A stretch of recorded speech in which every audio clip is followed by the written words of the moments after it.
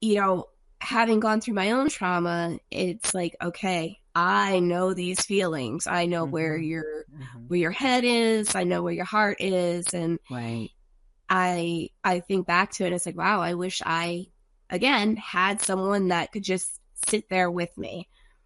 And many times I've said to students, if you want to talk, I'm here.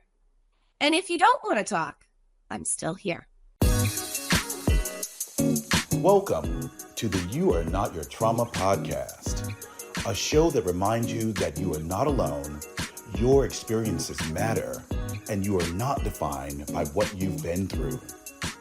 Each week, you will hear from the host and invited guests who have either personal or professional experience with trauma. They will share their stories and strategies for overcoming past wounds and beginning the journey toward healing and wholeness. Now, here's your host, a gifted speaker, author, coach, and entrepreneur, Harriet M. Harris.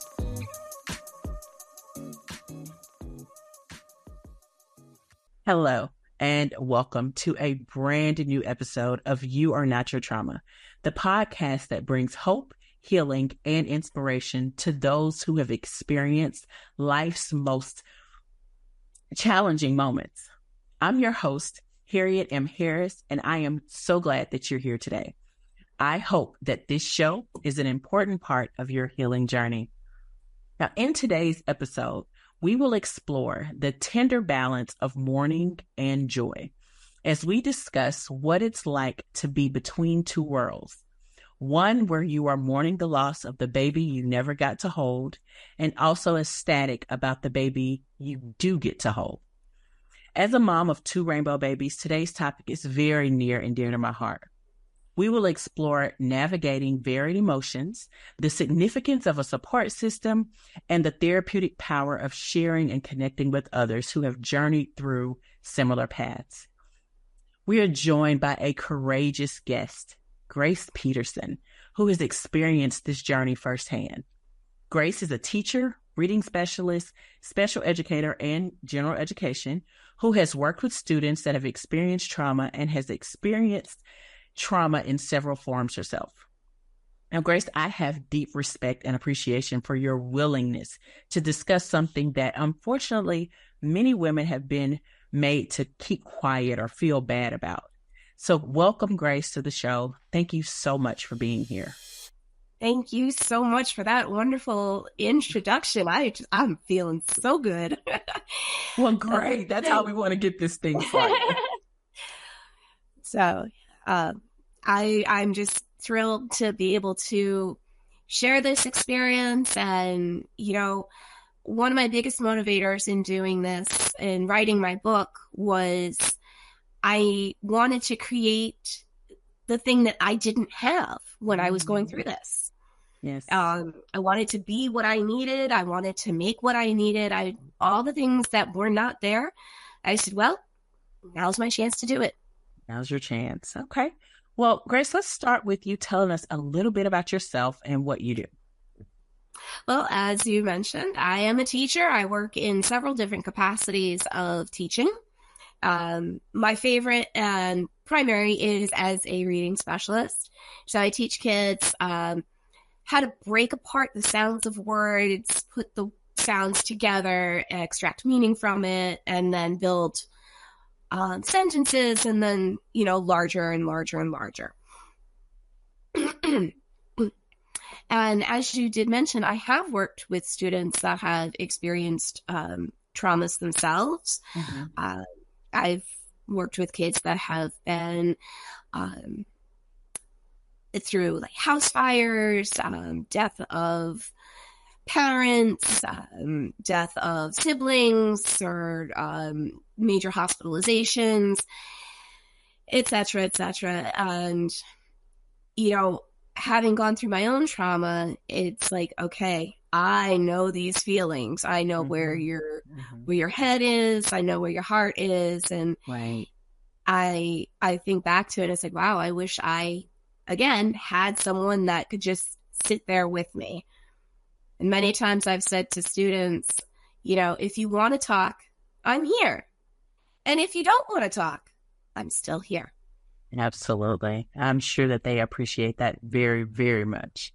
Even if they don't know they appreciate it, they will remember the teacher who said, I am here, whether you want to talk or not, because that gives them, just lets them know that someone is in their corner. So thank you for doing that for them.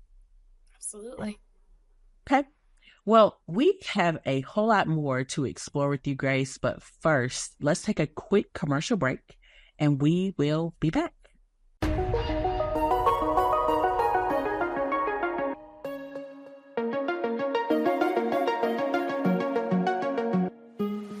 Want a chance to win exclusive You Are Not Your Trauma merch?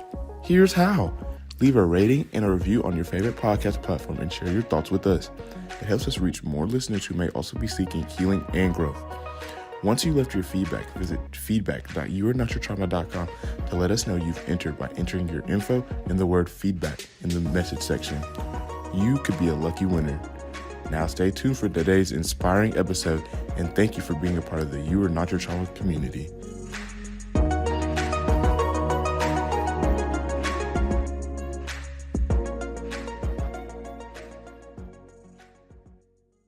Okay, and we are back to You Are Not Your Trauma. We are here with our brave guest, Grace,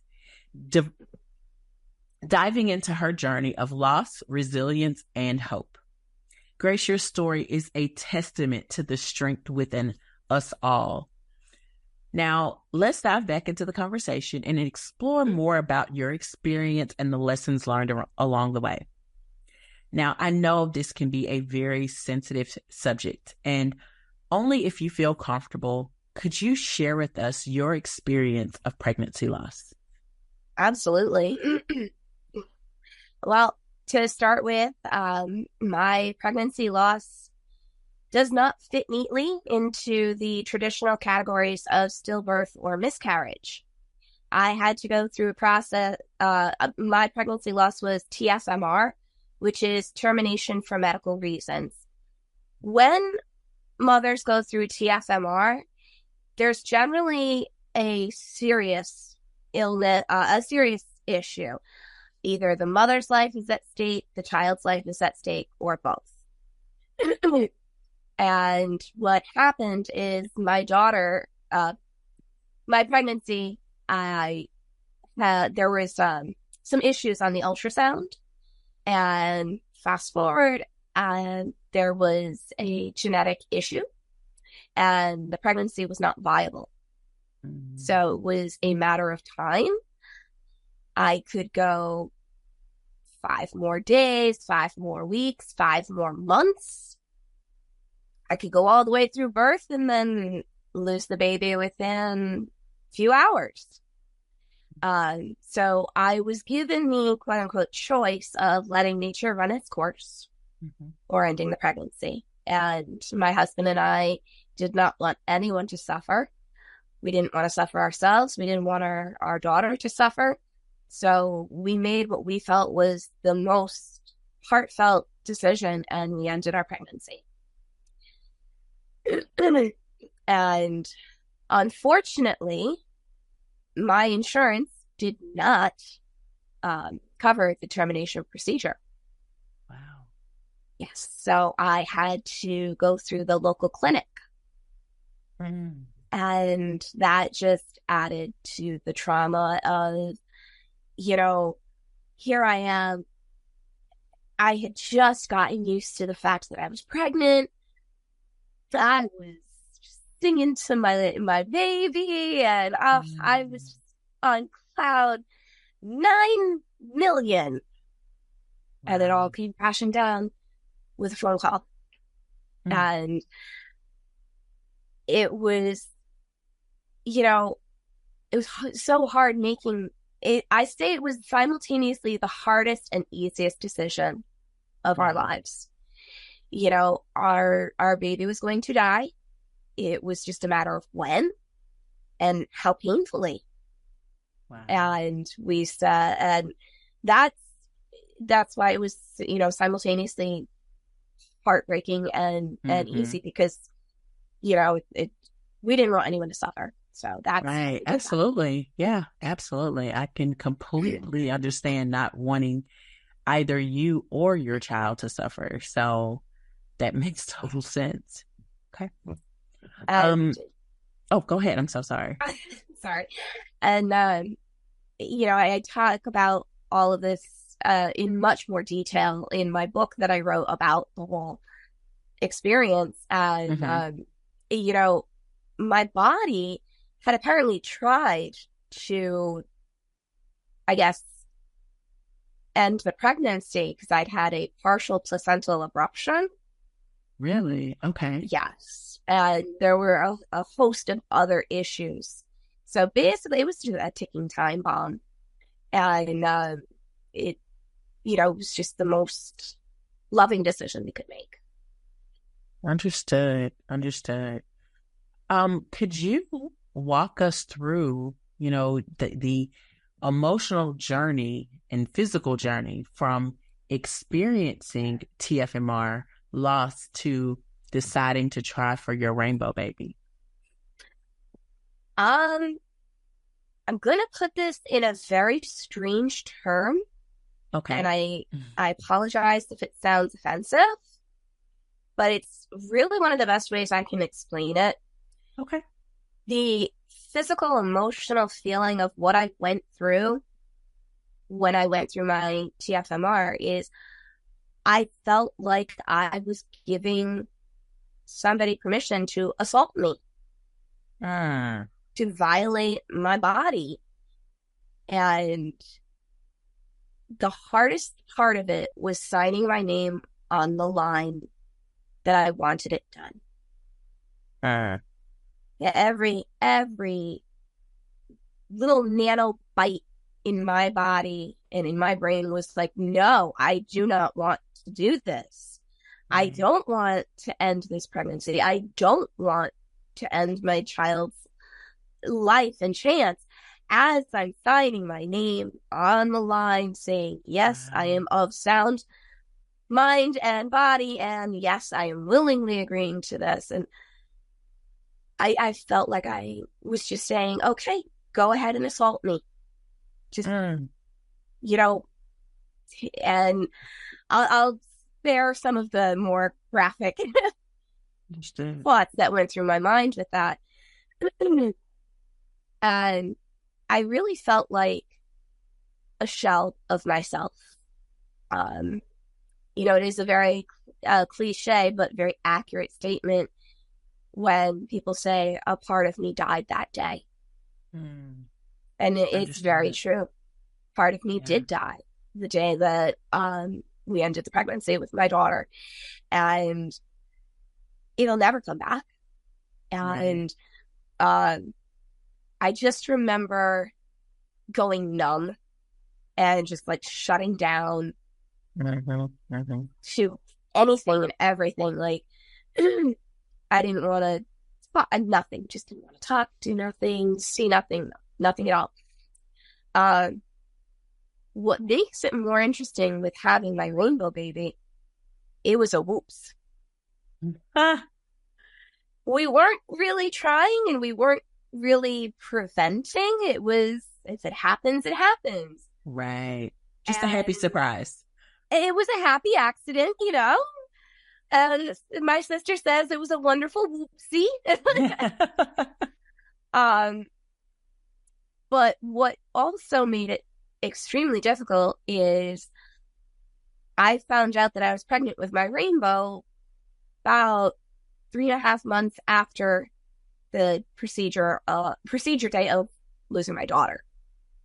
So we were not very far away from those two events. And as it turns out, I had my son 1 week prior to the 1-year anniversary of her day of diagnosis. Yes. So it's so conflicting in your brain to hold both of those things at the same time. And, it's very, very deep in the throes of grief. And I was really just like trying to wrap my head around any of it, all, not even all of it, just one part of Right. it. And then all of a sudden I just find out I'm pregnant, and I'm like, I don't know how to do anything right now. Like, I didn't know how to breathe. I didn't know how to sneeze, blow my nose, nothing. I just was like, can I buy a clue, an emotion, something? Because I have no clue what's going on right now. Wow. No. Wow. It was just literally, it felt like a ping pong match or a tennis match in my brain of, well, my daughter died, but I'm pregnant and I'm sad and I'm happy. It's constant back and forth. So can you tell me if fear played a role in any of this once you did find out? All day, every day for the entire pregnancy. Yeah. I never relaxed. And I didn't sleep the whole time I was pregnant. And the most I would get was like 3 or 4 hours of sleep. Wow. And I'm sure that was... No, go ahead. I remember one night towards the end of my pregnancy, I had fallen asleep and I was snoring. And my husband goes, "You're snoring." And I said, "Well, at least I'm sleeping." He never, ever bothered me for snoring after that night because he knew I could, and anything that was available for me to try, like melatonin and Benadryl and Unisom, any of that, none of it worked. Wow. Yeah. So I literally just laid in bed, looking at the ceiling. Night after night. Night after night. Night after night. So, Grace, tell me, how did you navigate the mix of emotions that come up with, expecting that rainbow baby after such a significant loss? Well, how did I navigate those emotions? It was hard. For lack of better phrasing, it was hard. It was small steps, medium size, and big steps all at once. It was okay, how am I going to make it through today? And then how am I going to get to next week and next month? So it was kind of, I had like this multi-step plan of how I was going to go. And, each week I had the app on my phone that would show the progression of like what size the baby was. Yeah. And I found that if I allowed myself a little bit of joy and expectation, something hopeful, like, okay, what fruit or vegetable is the baby this week? Oh, we're a carrot, we're an avocado, we're a peach, It was something that, because it would happen once a week. Yeah. I would allow myself to do it once a week. And I was like, okay, I looked forward to that because it was a small time frame. And then, just getting through each day, like, all right, I've made it this far. And even just saying, all right, good. You've made it through to your lunch break. Okay. You got this much more time to go. Then you can go home and relax, or you can go to the gym and go on the treadmill, keeping, like I said, those multiple time frames of goals and achievements at the same time. It was really helpful. So can you share some of the coping mechanisms or strategies that were particularly helpful for you in dealing with the pain of loss and the anxiety of another pregnancy? I know you said you weren't sleeping and you were taking like smaller steps, but is there anything else that you, small, medium, and big steps, depending on, what the activity was, but is there anything else that you can think of that you did to cope? Exercise. Okay. I was I was very physically active. I went to the gym 4 or 5 times a week. Wow. And I've given birth 3 times. I was very physically active prior to pregnancy. And, and I was very lucky. I had a gym buddy, and she was in the process of doing some amazing, weight loss. So we would go 3 times a week together, and then I'd go, at least once or twice on the weekends. And then, it was just, even just getting on the treadmill or on the bike or whatever I could do. And that was wonderful. And we would go for walks. My husband and I, we would go for walks and just try to, keep busy, but not so busy that we were avoiding everything. Okay. Keeping busy. Yeah. So let's just say there's a woman out here who is walking your path. What advice would you give her right now? You're not alone. That's a good one. Huh? I said, that's a good one. That's a good piece of advice. You're not alone, and don't be afraid to look for resources and help. Your social media is your friend. And it's honestly through social media that I was able to find this wonderful group. Oh, that's actually another great coping thing. I found a group online called PALS, which is Pregnancy After Loss Support. It's a Facebook group, and they were amazing, to say the least. It was all women who had gone through losses, whether it was stillbirth, miscarriage, or, like myself, TFMR. So they had all experienced loss, and all of them were pregnant. Wow. Yes. And it was amazing to see the thoughts in my head coming out on the screen from somebody else. That made you feel like you weren't alone. Yes. And that is huge. And supported and embraced. And, I did catch some slack from family members that, this group isn't good for you. And it's like, if it weren't for these people, I don't think I could function. Yeah. And there were so many times I would think something like, I wonder if I'm the only one who thinks this. And I'd happen to go into my Facebook group, and I'd look, and read my mind. And I was almost at the point of thinking somebody had bugged my brain, because so many of my thoughts sometimes were coming up on the chat, and I'm like, who found that out? And then seeing so many women were like, yes, I went through that. Yes, this is how I dealt with it. Thank you for asking that question. I wanted to know too. And it was like, wow. I'm so glad that you brought that back up, because I wrote it down where you said at the very beginning, I created what I wish I had. So I'm glad you mentioned this group, because I shared with you before we got started that I experienced several, actually about 3 ectopic pregnancies.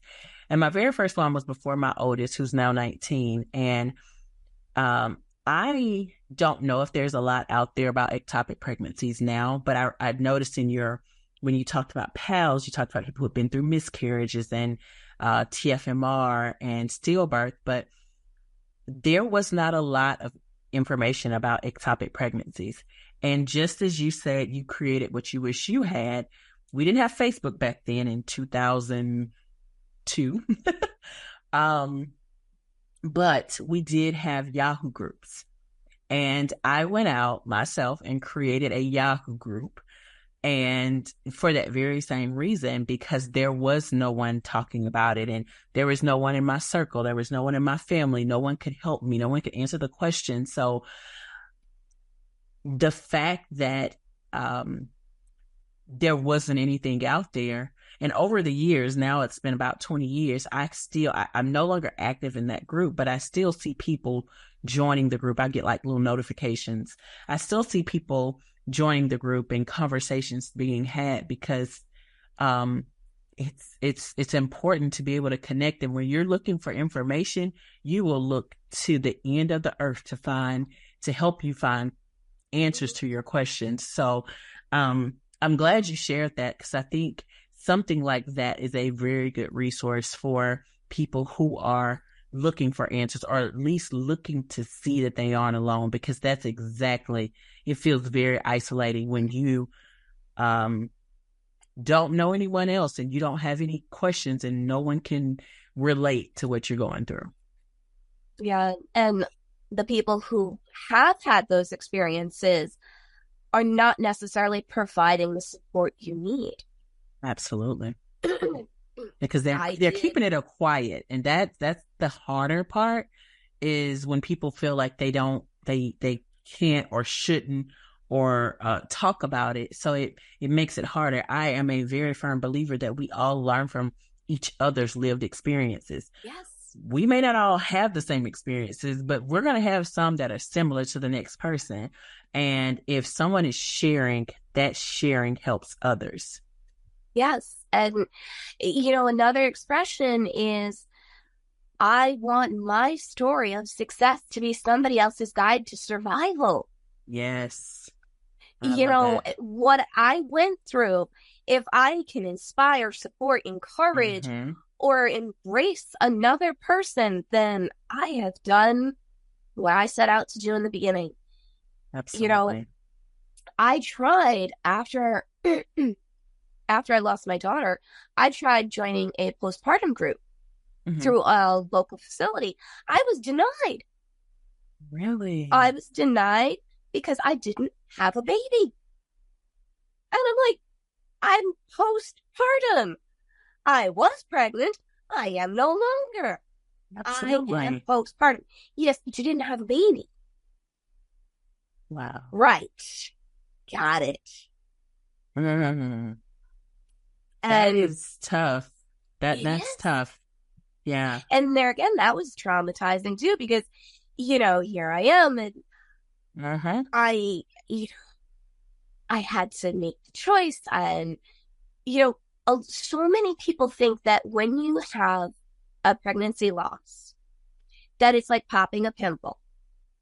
Hurts for a little bit, sensitive for a little bit, in a day or two, you're done.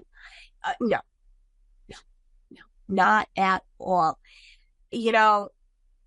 Any form of pregnancy loss is going to take its toll on your body, on your hormones, on your emotions,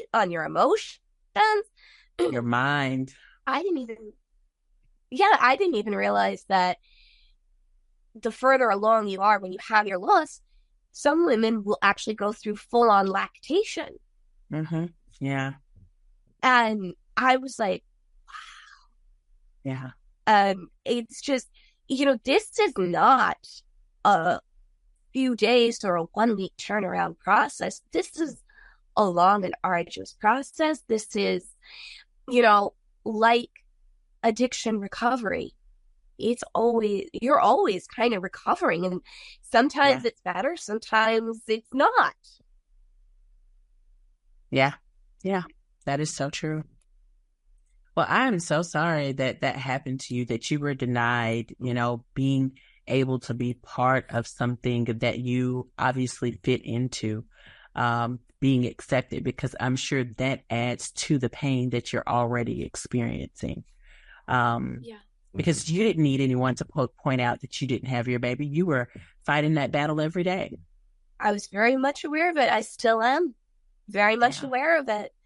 It's like, I know I did not have that baby, or, I have experienced more than one loss, but this book focuses primarily on one of them.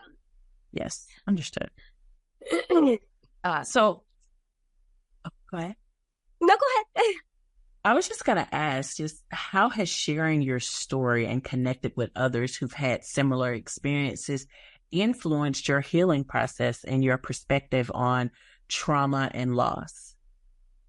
Oh gosh, it's like being built all over again. Like I'm kind of like shedding like a crab, or after you have a sunburn, that skin blisters up and it peels off and it's sensitive, but then you get new skin and you grow and you change, and that's what it's been like.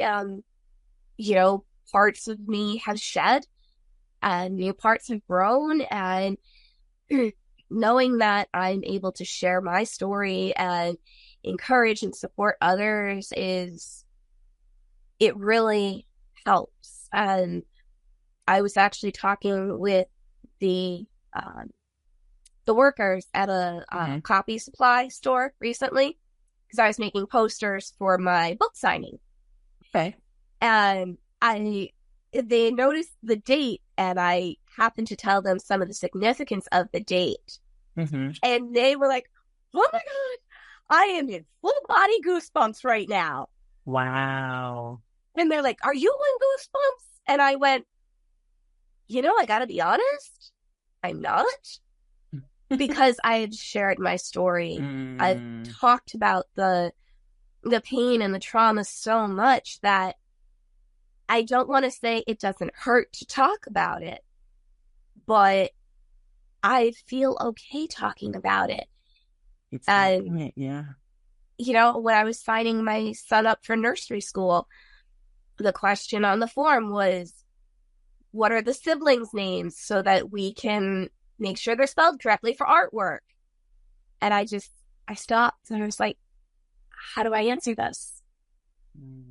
How do I answer this? So I spoke to the classroom teacher, and I said, all right, here's the thing. He has siblings that have not made it to the earth. This is what he calls them. He might mention them. Just want you to know. And the teacher's like, well, however you want to deal with that. This and that. I said, look, I'm not embarrassed. I am not ashamed. This is the truth of my life and my situation. And I have found that having almost an I don't care what you think attitude oh yeah, has been extremely helpful. Yeah. So many people will say, like, somebody loses a spouse. Oh my gosh, I'm so sorry for your loss. How can I help you? I lost my job. Oh, honey, I'm so sorry. It's not really, you're going to make it through this. Right. Lost my pet. Same thing. I lost my pregnancy. Are you going to try again? The insensitivity. Yeah. And what we call it, the at least bingo. Oh gosh, please don't get me started on that. Right? Oh, I have a whole story. I'm sure. Oh boy. It just the insensitivity, and part of my mission is making pregnancy loss such a common topic that in time you will go into a CVS or a Walgreens or whatever, and in these sympathy cards there will be one for pregnancy loss, because it is a real, it is real. It is realer than real thing. Yeah, it's a real loss. It's real pain. It's something that it's real. It's real. And just it like should losing be a parent or a spouse, it is the loss of life.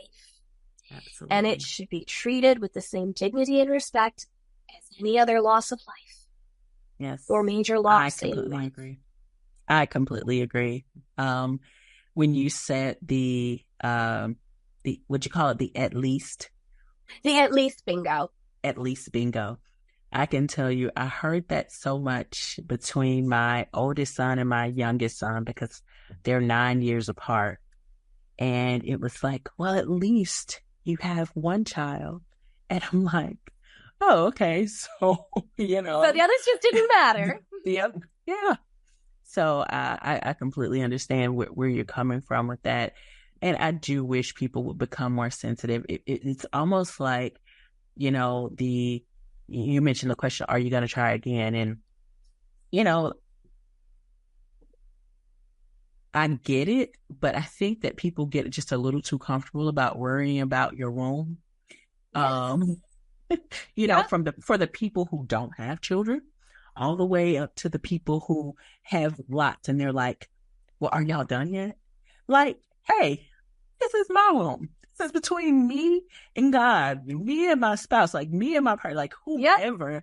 Like, this has nothing to do with you. You are not part of this relationship. Exactly. You are not in the equation.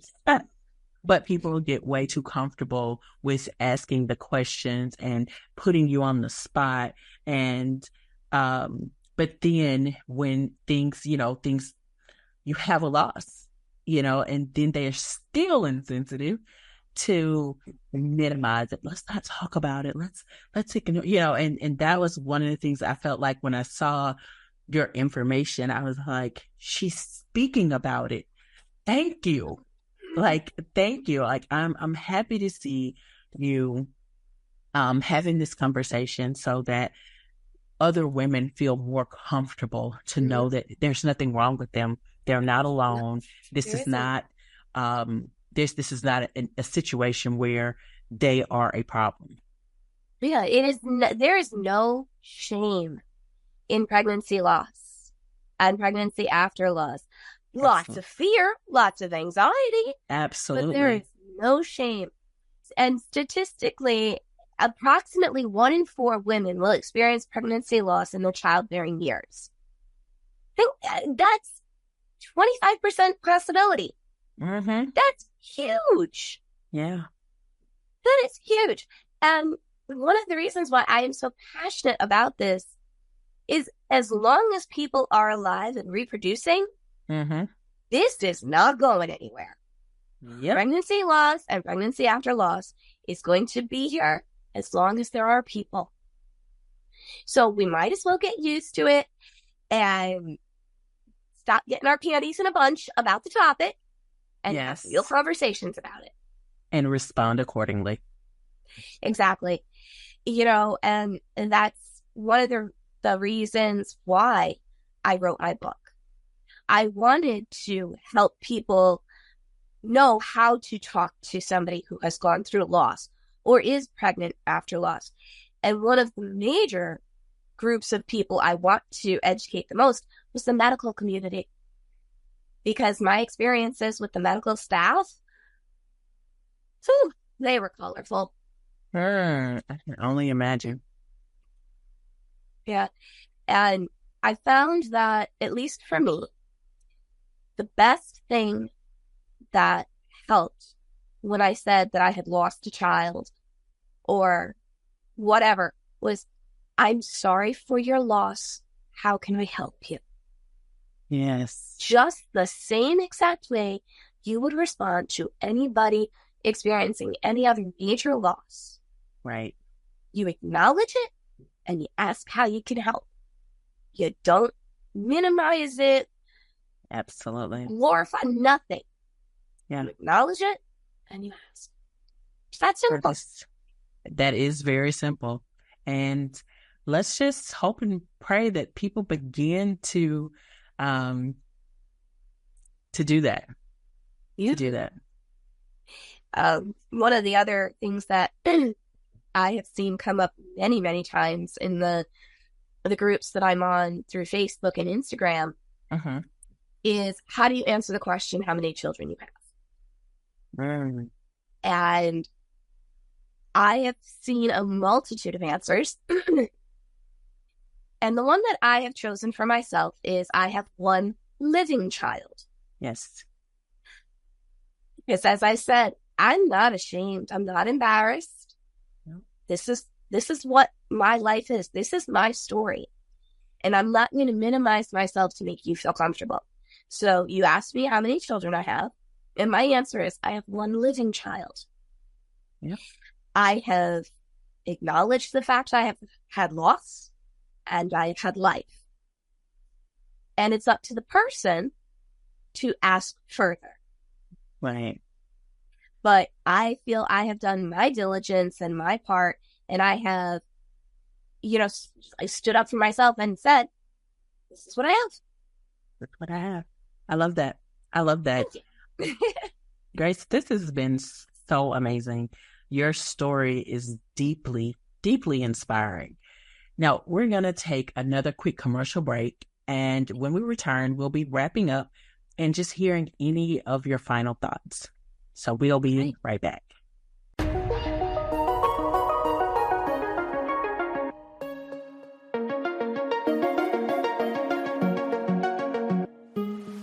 We are on an incredible journey together, sharing stories of resilience, hope, and the power of healing.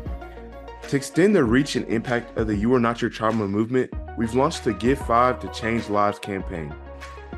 With just $5, you can contribute to developing invaluable resources like our upcoming You Are Not Your Trauma app, healing journal, and expanded podcast content. Every dollar and every share contributes to helping bring healing and hope to more people. We invite you to join this movement. Visit giving.youarenotyourtrauma.com to contribute. Together, we can change lives one heart at a time.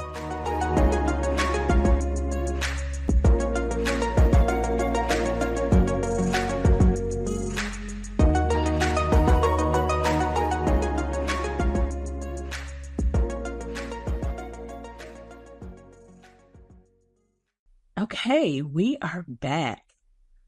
I just want to say, Grace, your openness and your resilience in sharing your journey is truly inspiring. It is a testament to your strength. Your courage in discussing this topic that is, like we talked about before, often kept quiet is deeply respected and appreciated.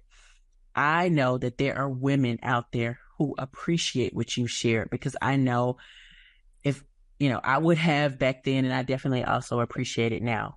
So do you have any final thoughts for our listeners?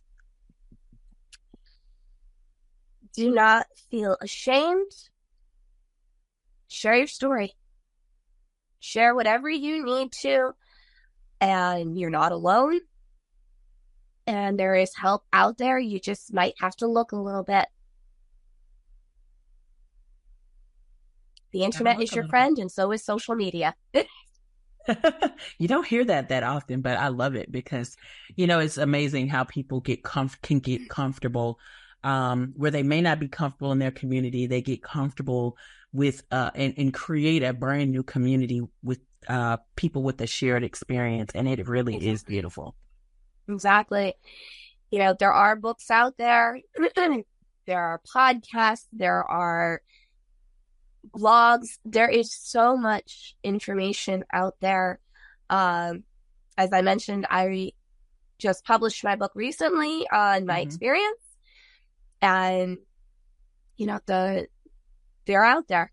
It just takes a little looking, and hopefully we can make a wonderful change on how this topic is treated in the future. Start that today. Absolutely. Well, for all of our listeners, I want to invite you all to join the conversation. I encourage those of you who have experienced pregnancy loss but felt ashamed or felt like you couldn't share your story, just to reflect on and share your moments of healing and strength. What has served as a source of hope and light for you during your journey? You can share your stories with us on social media using the hashtag Rainbow Journey Stories, and be sure to tag You Are Not Your Trauma podcast. Now, I look forward to connecting through your inspiring stories. Now, one thing I do realize is that in life, we often navigate that delicate balance between worlds of loss and joy.